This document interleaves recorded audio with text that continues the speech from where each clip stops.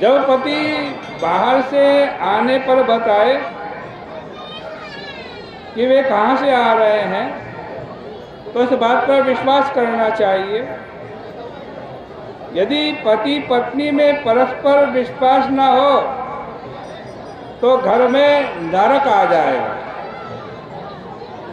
एक दूसरे के विश्वास से ही गृहस्थी चलती है। आत्म शौचेर, इस प्रकार पवित्र रहना चाहिए कि कोई कलंक न लगने पर गौरव का भाव सदा बना रहना चाहिए। तिरस्कार और अपमान नहीं करना चाहिए। दमेना लिखा है, दमेना मतलब अपनी इंद्रियों को, जीव को, आँखों को काबू में रखना चाहिए। हर समय भोग की लालसा नहीं रखनी चाहिए। शुश्रूषया, बारंबार सेवा परायण रहे। सौहृदय न सद्भाव रखे। वाचा मधुर्या, बोलने में यह नहीं समझे कि हम जो चाहें कह सकते हैं, हमारा आपस में प्रेम है इसलिए बोलने की छूट दे दी गई है।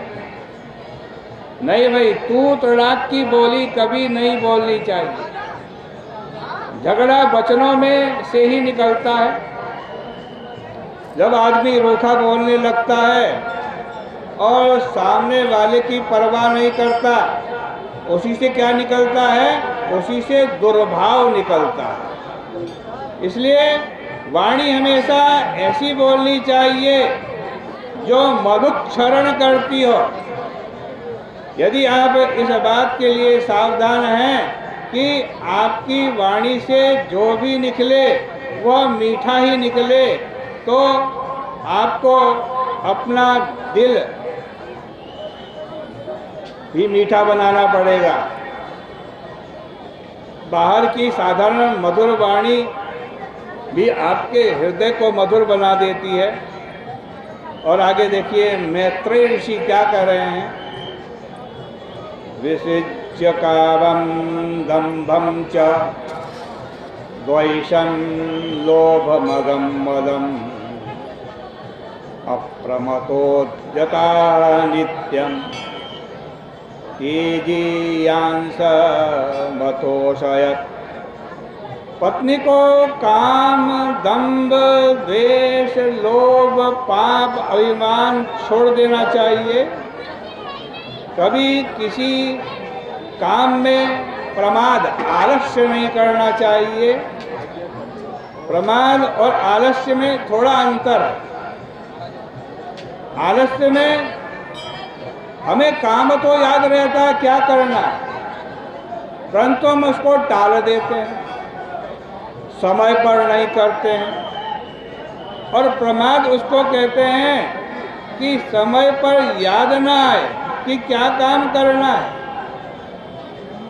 पत्नी को उद्यता नित्यम, निरंतर सेवा के लिए उद्यत रहना चाहिए। किसी भी समय कोई अतिथि आ जाए तो भोजन कराने के लिए तैयार रहना चाहिए। इन सब आज गुणों से देवहूति ने करदम जी की सेवा की। देवहूति माता करदम जी की सेवा करती हैं, जबकि वो राजपुत्री थी और अत्यंत प्यार में पली थी। इधर करदम जी के पास न तो रहने के लिए घर था, न सोने के लिए चारपाई थी, न बिछाने के लिए बिस्तर था, न खाने के लिए कोई बर्तन था। फिर भी देवहूति उस अभाव का कोई उसके ऊपर प्रभाव नहीं हुआ। आजकल किसी सेठ की लड़की, श्रीमंत की लड़की गरीब के घर ब्याह दी जाए तो वह तो कोलाहल मचा देगी। लेकिन देवहूति जानती थी कि उसके पति कितने सामर्थ्यवान हैं और कितने तेजस्वी हैं। तेजीयान का अर्थ है तेज मिजाज भी होता है। जब आदमी दूसरे के साथ रहता है तो सहने की आदत पड़ती है। लेकिन कर्दम जी तो अकेले ही रहते थे, इसलिए उनका मिजाज तेज होना स्वाभाविक ही था। फिर भी देवहूति ने अपनी आज पूरी शक्ति से, अपनी पूरी श्रद्धा से आज कर्दम ऋषि को संतुष्ट कर दिया।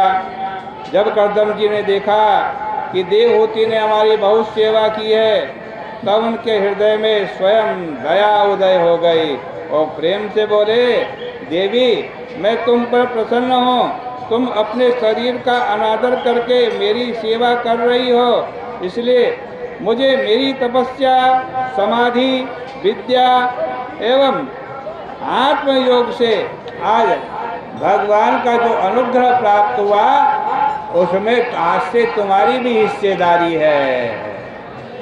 अब तुम सिद्ध हो गई हो, जो चीज मनुष्यों को नहीं मिल सकती वह तुम ले लो। कर्दम जी की यह बात सुन करके देवहूति को बहुत आनंद आया।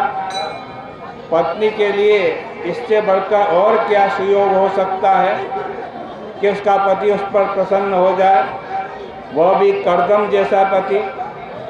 उसके लिए तो यही ईश्वर की प्रसन्नता है। अब देवहूति को थोड़ी लज्जा आई, उसने कर्दम जी को प्रेम भरी चितवन से देखा, वह मुस्कुराई और प्रणय से विह्वल होकर के कहने लगी, महाराज जब आप मुझे पति के रूप में मिल गए हैं तो अब क्या बाकी रह गया है। बस मैं यही चाहती हूँ कि जिस उद्देश्य से आपके साथ विवाह हुआ वह भी पूरा होना चाहिए।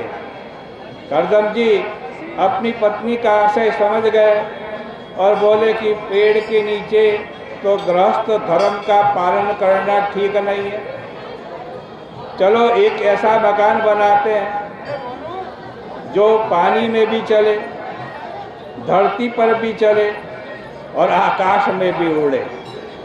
उन्होंने कामक विमान बनाया जो किसी यंत्र से नहीं बल्कि मन की इच्छा से चलता था। वह विमान क्या था? सर्व काम दुधा, अर्थात कामधेनु था, जो अपने आप मनोरथानुकूल पदार्थ प्रकट कर देता था। उसमें सारी संपत्ति थी, श्रृंगार की सारी सामग्री थी, स्थान स्थान पर पलंग बिछे हुए थे, उसमें उद्यान भी था। ऐसे ऐसे पक्षी बने हुए थे कि इनको असली समझ करके दूसरे पक्षी आ जाते थे। विमान में विहार का स्थान अलग था, विश्राम का स्थान अलग था, सोने का स्थान अलग था, प्रांगण अलग था। यह विमान सभी ऋतुओं में सुख देने वाला, अर्थात उसमें गर्मी, सर्दी, वर्षा आदि का कोई प्रभाव नहीं पड़ता था। इस प्रकार उस विमान के जिन जिन वैभव का वर्णन किया गया है कि उनकी कल्पना आज के बड़े बड़े वैज्ञानिक भी नहीं कर सकते हैं। परंतु इतने पर भी देवहूति कुछ बहुत प्रसन्न नहीं हुई। तब कर्दम जी ने उसके मन की बात समझ ली। उन्होंने तुरंत एक शुक्ल तीर्थ का निर्माण किया, जिसमें कर्दम की आज्ञा से देवहूति ने प्रवेश किया। वहाँ पर बहुत सारी दासियाँ निकली। उन्होंने देवहूति को स्नान कराया, वस्त्राभूषण धारण कराए। उसी समय कर्दम जी भी वहाँ आ गए। उन्होंने भी दिव्य हृदय में स्नान किया। उनके सिर की जटाएं और शरीर का सारा मैल साफ हो गया।